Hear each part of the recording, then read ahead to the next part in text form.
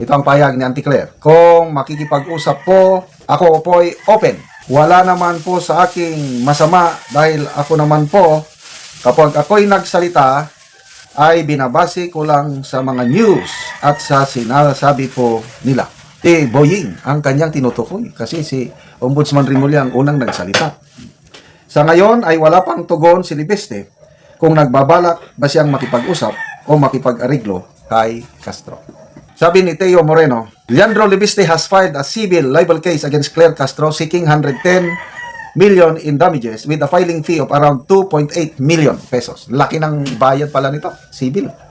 If Libiste wins, Castro could be ordered to pay damages including actual, moral, and possibly exemplary damages which could total up to the amount claimed, 110 million. Sabi nga ni Atty. Guanzon, kung kulong lang yung criminal libel, baliwala kay Atty. Claire Castro yan.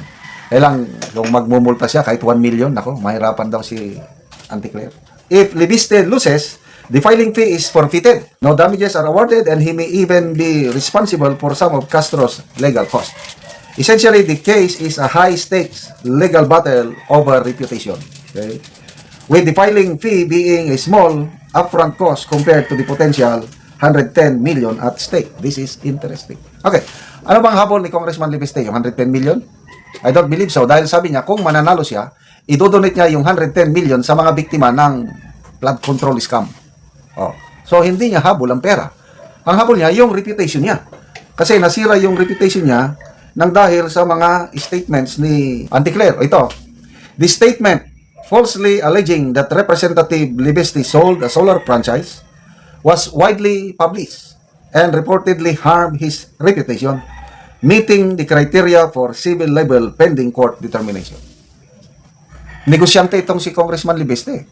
Unang nagsabi, batang-bata ka pa, si Ombudsman Boying Rimulya.